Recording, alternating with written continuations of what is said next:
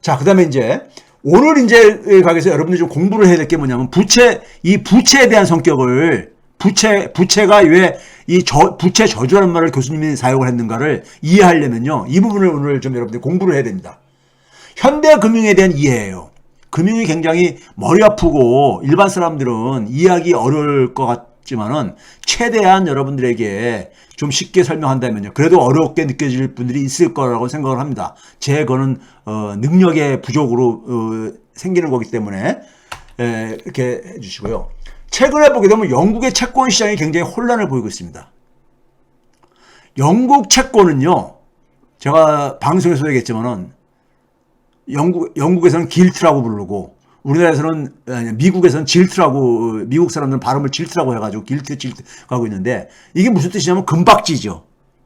예? 금박지. 그러니까 뭐냐면 전통적으로 그러니까 중앙은행이 있기 전에 혹은 중앙은행이 도입되고 난 이후에서도 근본이 제로가 있기 때문에 모든 화폐라는 것은 금에 의해서 가치가 보증이 됐던 이런 유산 속에서 그러니까는 이 영국의 정부가 발행하는 채권도 거의 그러니까는 완전히 가치가 보증된 것이다. 그런 점에서 위험성이 거의 없는 그러한 하나의 자산이다 해가지고 영국의 국채를 질트라고 부르고 그럽니다. 근데 이게 그러니까 어떻게 보면은 영국이 기축통화국가이기도 하지만은 준기축통화국가 중에 한 나라이기도 하지만은 영국의 이 그 채권들 정부가 발행한 채권이라는 것은 미국 정부가 발행한 채권과 다를 바가 없을 정도로 거의 그러니까는 안전자산이란 말이에요. 사실상이요. 아까 질트라고 말해서 이렇게 의미가 담겨 있듯이요. 예? 안전자산이란 말이에요. 안전자산이요. 예? 안전자산이라는 것은 뭐냐면은 어떤 그 위기 상황에서도 가치가 그러니까 흔들리지 않는 겁니다. 그런데 최근에 영국의 채권 시장이 막 지금 혼란을 보이고 있잖아요. 이게 바로 뭐냐면요. 시장에 지금 그러니까 금융시장에 굉장히 불안정성이 증가하고 있다는 것을 보여주는 이게 징후라 이거예요. 징후라는 겁니다. 자, 이걸 보기 위해서요. 자, 이걸 설명하기 위해서 이제 좀 제가 여러분들에게 금융을 이해하는 거는요. 금융을 이해하는 것은 오늘 제가 여러분들에게 간단하게 금융의 속성을 제가 간단하게 한번 설명을 드려볼게요. 우리가 개인이 됐던 기업이 됐던 국가가 됐든 간에 누구든 간에요. 은행도 마찬가지고요. 기본적으로 자신이 가지고 있는 돈을 관리하는 방법은 뭡니까? 기준은요. 수익성이 높은 데다가 돈을 배분을 하려고 그러죠. 수익성이 이왕이 먹는 거. 수익률이 높은 데다가요. 그렇죠? 그렇죠? 근데 수익만 보고서는 돈을 배분할 수는 없잖아요. 내 돈을 안전하게 해소할 수 있어야 되잖아요. 안전성도 보죠. 즉 뭐냐면 위험성도 보죠.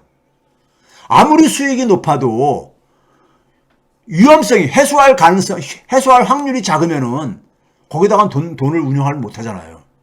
그래서 많은 사람들이 주식을 잘 하기를 꺼려하는 이유가 주식은 수익이 보장이 되는 게 아니잖아요. 예? 채권이나 은행 예금처럼요. 그렇죠? 그래서 주식은 아예 쳐다보지 않는 사람들도 많이 있죠. 그런 위험성을 그러니까는 그 속성상 싫어하는 사람들은. 예?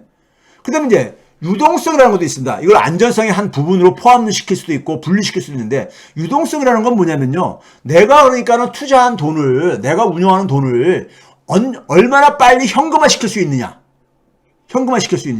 우리가 가지고 있는 자산들은요. 여러 가지 형태를 갖고 있죠.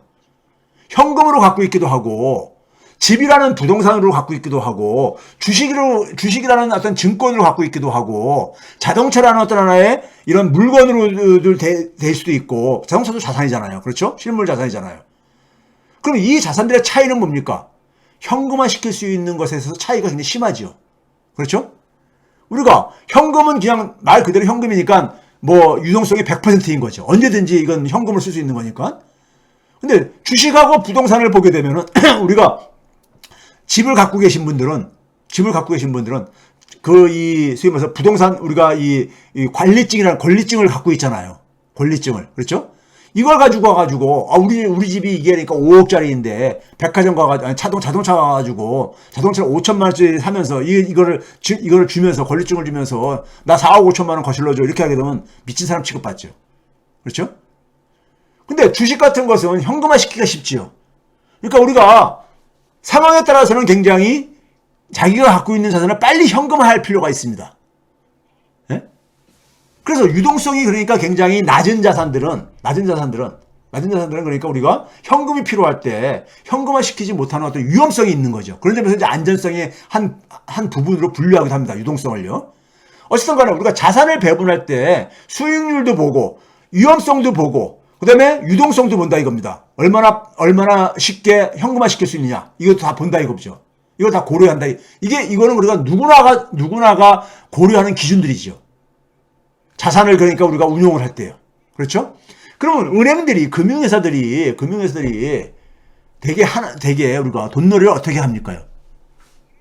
은행들은 기본적으로 전통적으로 은행들은 사업을 어떻게 했습니까?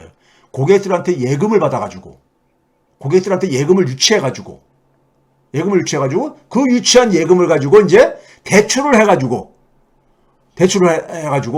그 사업이 은행의 전형적인 사업이잖아요.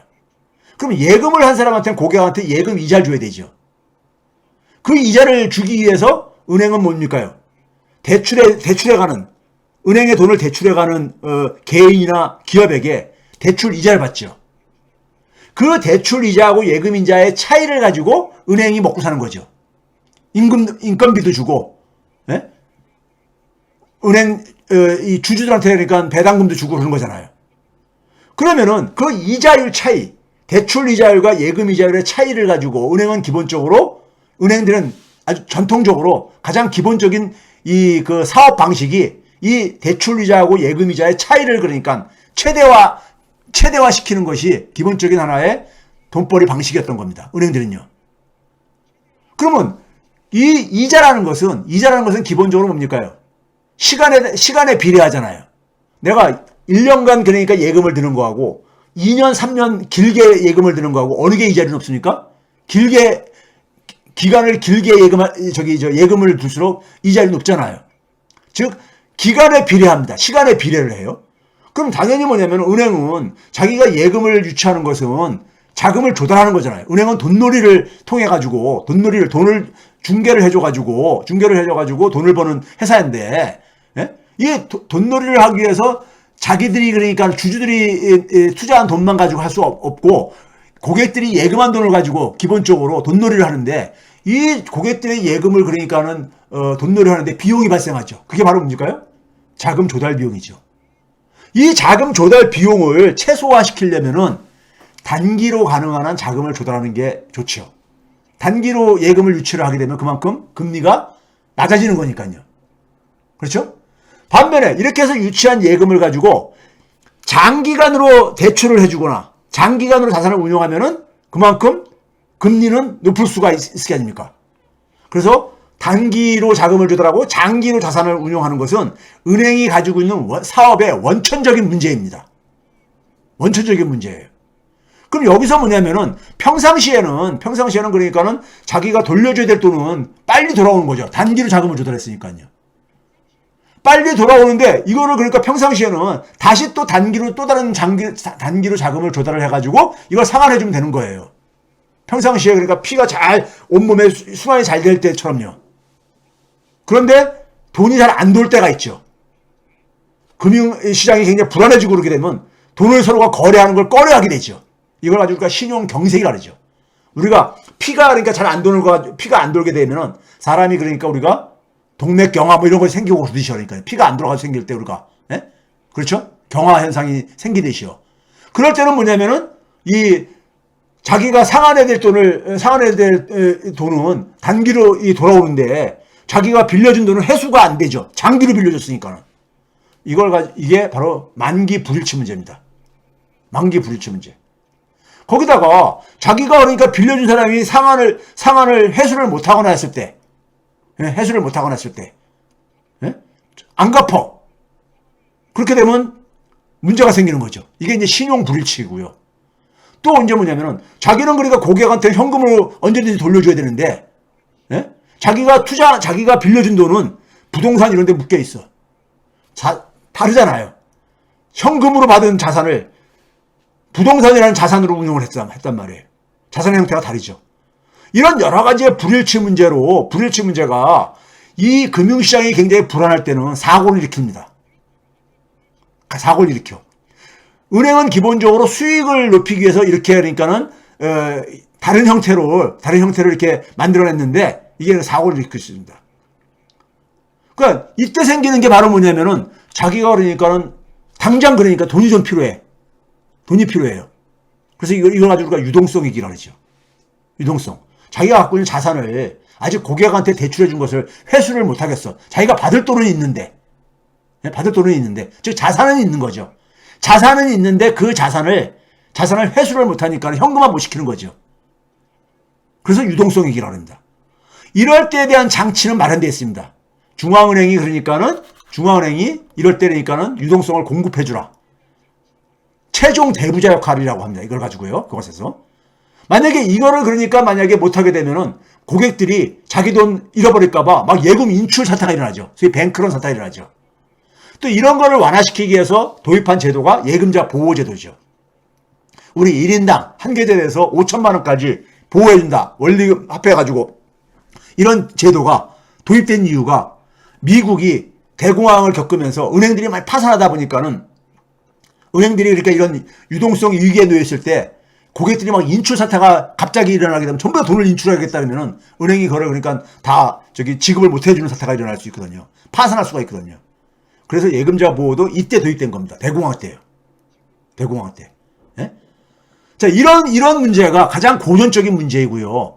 은행은 이런 방법뿐만 아니라 그 다음에는 뭐냐면은 가능하면 아까 계속 얘기했듯이 레버리지를 활용합니다. 레버리지. 이 레버리지는요. 구체적인 좀 예를 들어서 할게요. 구체적인 예를 하나 드릴게요. 여러분 쉽게 이야기해서 이 레버리지가 지금 뭐냐면은 부채 저주의 핵심 고리 역할을 하고 있는 거기 때문에 제가 간단한 예를 들겠습니다. 자, 케이스 1 첫 번째 경우는 어떤 거냐면은 지금 자기가 자금을 차입할 때 차입 금리가 5%예요. 근데 자기가 그 돈을 가지고 투자 수익을 5%만 낼 수 있다고 가정을 합시다. 그럼 100을 빌려가지고 100을 투자했을 때 자기 돈 100을 가지고 투자했을 때 수익금은 5가 나온다는 얘기잖아요. 예? 5가 나온다는 얘기잖아요. 그렇죠? 그런데 이제 이 금리가 내려갔어. 우리가 금융위기의 금리가 막 바닥까지 내려갔잖아요. 금리가 1%까지 내려갔다고 가정을 합시다. 가정을 해요. 그러면 수익률도 대체적으로 같이 떨어집니다. 근데 투자 수익률이 2%가 나왔다고 해보세요. 근데 자기 돈을 100을 가지고 투자를 하게 되면 이제 뭡니까? 수익금이 2만 나오는 겁니다. 2만 나와요. 과거보다도 3이 줄어든 거잖아요. 예? 즉 자산운용사가 고객의 자금을 100을 유치를 해가지고 투자했는데 2%뿐이 못 내겠어. 2뿐이 나왔어요.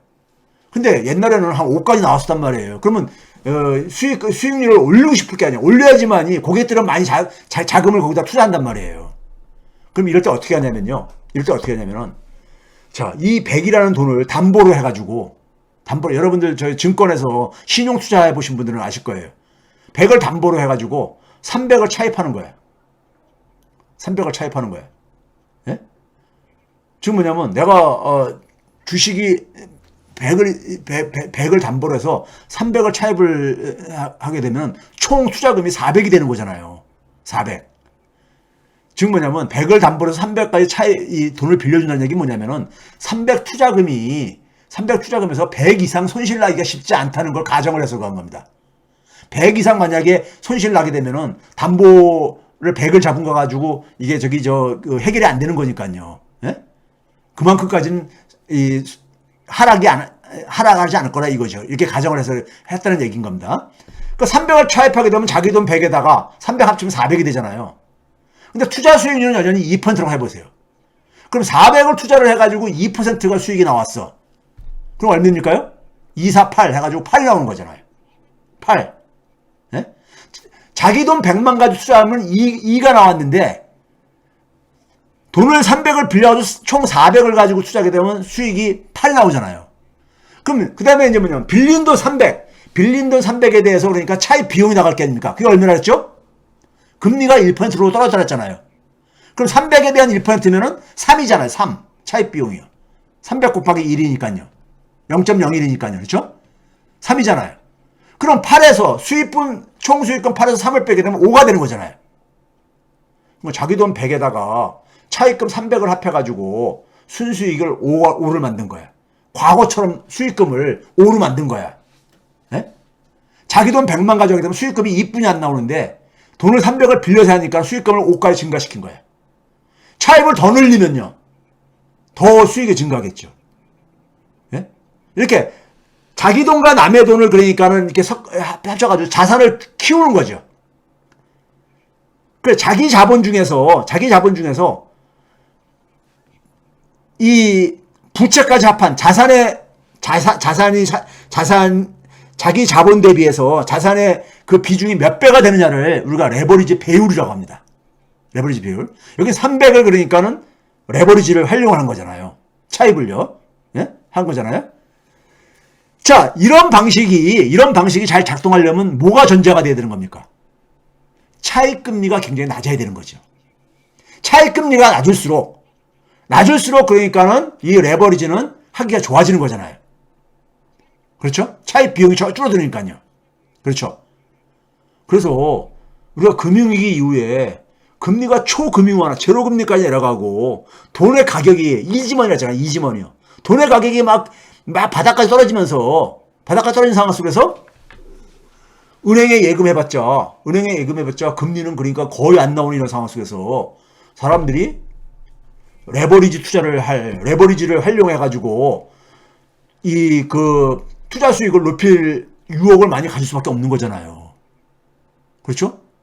거기다가 차입해가지고 자산 규모를 키워가지고 이 투자를 하게 되면은 그만큼 자산 시장에 돈이 많이 유입된다는 얘기잖아요. 그럼 주식이 됐든 부동산이 됐든 간에 가격이 또 올라갈 게 아닙니까? 가격이 올라갈 게 아니에요. 그러면 투자한 것에 대한 투자 수익률도 올라갈 가능성이 없잖아요. 투자 수익률도 2에서 3%로 올라갈 가능성이 없잖아요. 그래서 금융위기 이후에 초저금리 상태에서 그리고 돈을 막 찍어내는 이런 이지머니 시대 상태 속에서는 레버리지의 환경이 굉장히 그 붐을 일으킬 수밖에 없게 돼버린 거예요. 근데 레버리지라는 건 뭐예요? 다른 사람의 돈을 그러니까는 끌어다가 그걸로 돈놀이 하는 거예요. 쉽게 얘기하면요. 예? 왜? 수익률 높이기 위해서. 예? 이게 2008년 금융위기 이후에 금융에 그러니까 작동을 했었던, 물론 그 이전도 마찬가지지만요. 금융을 지배했었던 핵심적인 고리입니다. 핵심적인 고리야. 자, 다시 앞으로 좀 잠깐 갈게요. 자, 그래서 이 레버리지를 활용하는 방법이 하나가 이제 수익률을 높이기 위해서 하는 방법이 하나가 있겠고요. 그 다음에는 세 번째는 뭐냐면은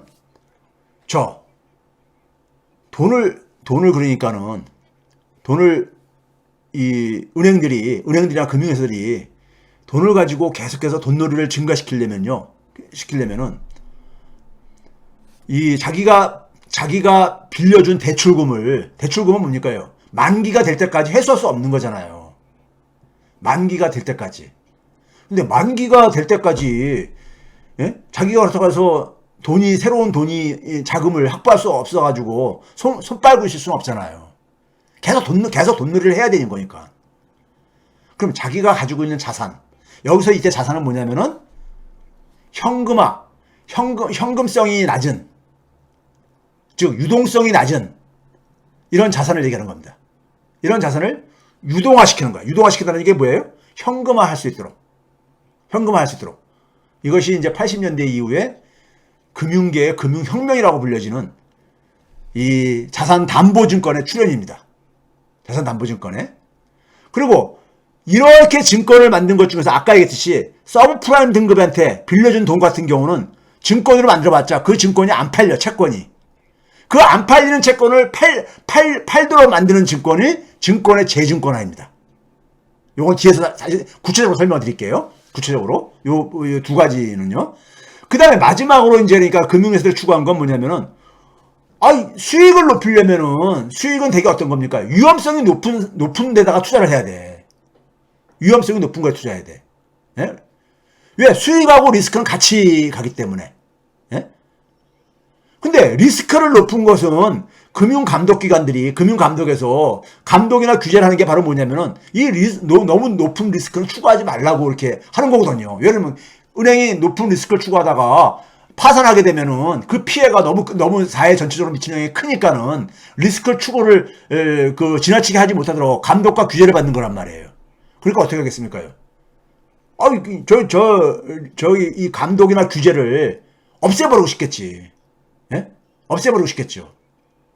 그래서 금융의 이 규제를 없애는 이러한 노력들이 80년대 이후에 쫙 진행이 되집니다. 소위 탈규제. 예? 그래서 나왔던 논리가 뭐냐면은 자율규제. 우리가 스스로 알아서 할게.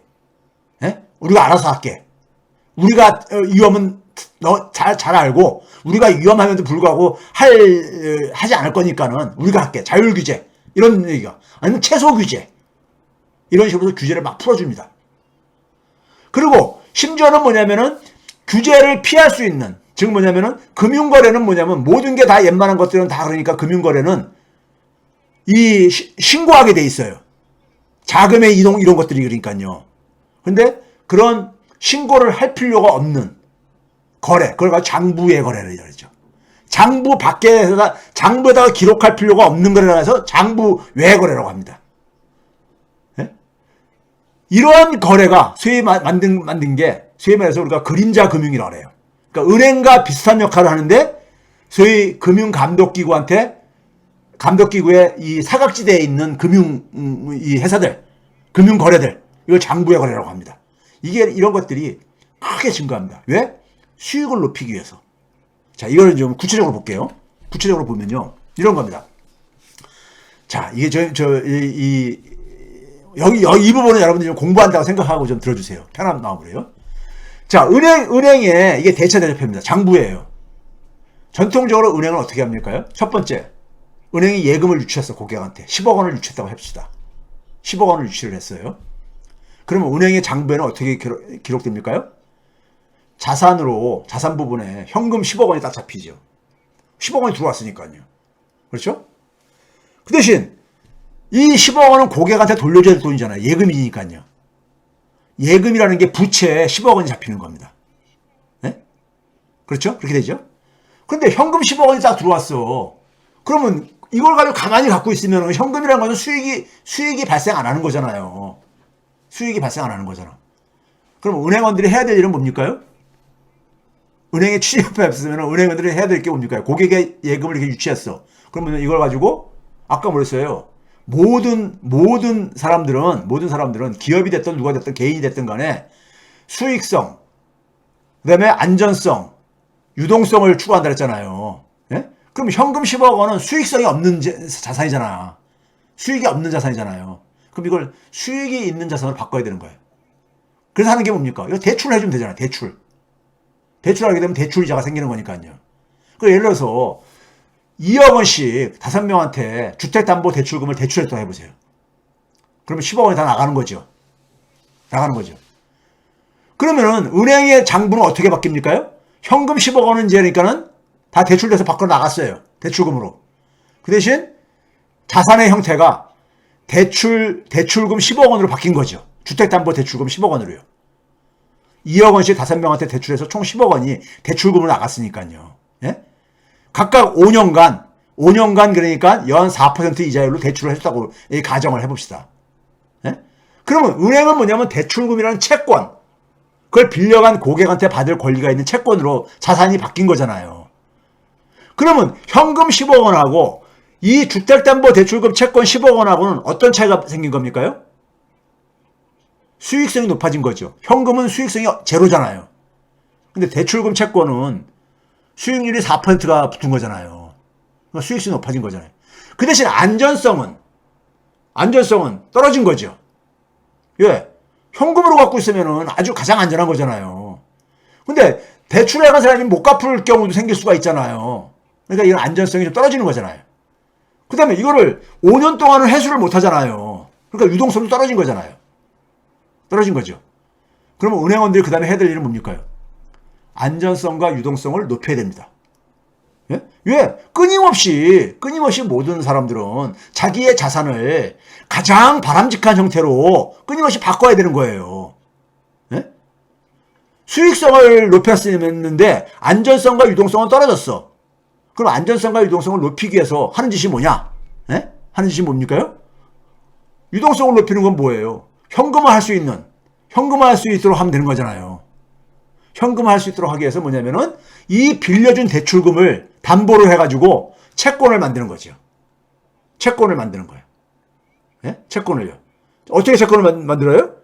뭐 예를 들어서 10억 원짜리를 만들 수도 있고 2억 원짜리 5개를 만들 수도 있고, 예? 만기는 똑같이 5년으로 하고 그 대신 뭐냐면 연 한 3% 주겠다. 예? 이렇게 해가지고 채권을 만든 게 바로 그게 뭡니까요? 자기가 가지고 있는 주택담보대출금이라는 자산을 담보로 해서 만든 채권이기 때문에 이게 자산 담보증권이라고 그러죠. 근데 주택담보대출금이라는 자산을 담보로 한 거기 때문에 모기지, backed security에서 MBS라고 그러죠. 이걸 가지고요. MBS요. 그러면 이 채권을 만들어서 시장에 내놓게 되면은 이 시장 투자자들이 이걸 여기다 투자를 하게 되면은 현금으로 회수가 되는 거잖아요. 현금으로 회수가 되는 거잖아요. 그리고 이 대출금을 가져간 사람들이 안 갚았을 때 사고 이 안전성이 이 채권을 투자한 사람한테는 넘어가는 거잖아요. 그래서 안전성과 유동성을 개선을 한 거예요. 그러면서 현금 10억 원을 확보했잖아요. 예? 현금 10억 원을 확보했잖아요. 이 10억 원 확보한 걸 또 대출해 줄 수 있잖아요. 그렇죠? 똑같은 방식으로 할 수 있잖아요. 예? 과거에는 그러니까 새로운 고객한테 예금을 유치를 해 들어와야지만 대출하고 썼는데 이제 예금을 유치 안 해도 이렇게 자기가 가지고 있는 자산을 담보로 해가지고 현금을 또 확보할 수 있다 이겁니다. 자금을요. 이렇게 해가지고 만약에 10바퀴를 돌리게 되면 어떻게 됩니까? 고객한테 유치한 현금 10억 원이 100억 원이 되는 겁니다. 100억 원 규모로 자산이 늘어나는 거예요. 예? 100억 원이 되는 겁니다. 그렇잖아요. 예? 무슨 말인지 아시겠습니까? 이게 바로 뭡니까요? 돈 10억 원이라는 돈 가지고 100억 원이라는 자산으로 만든 거라는 의미에서 90억 원은 뭡니까요? 90억 원은 이 레버리지를 활용한 거잖아요. 레버리지를 활용한 겁니다. 자, 근데 여기에서 그치는 게 아니라 이제는 이렇게 해가지고 돈을 최대한 긁어 모아가지고 돈을 막 이렇게 빌려주고 그랬어요.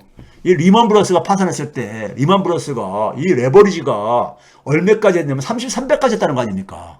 33배. 10억 원을 가지고 33배면 얼마입니까요? 33배면은 3,300억 원. 3,300억 원까지 이렇게 키웠다는 거 아닙니까요? 리먼 브러스가. 그러다 파산한 거 아닙니까? 예? 리먼 브러스가 33배까지 이걸 레버리지를 활용했다는 거 아닙니까? 예? 자, 그러면은 이렇게 해가지고 돈을 그러니까 스스로 이렇게 자금을 만들어낼 수 있다 보니까는 시장을 통해서, 예?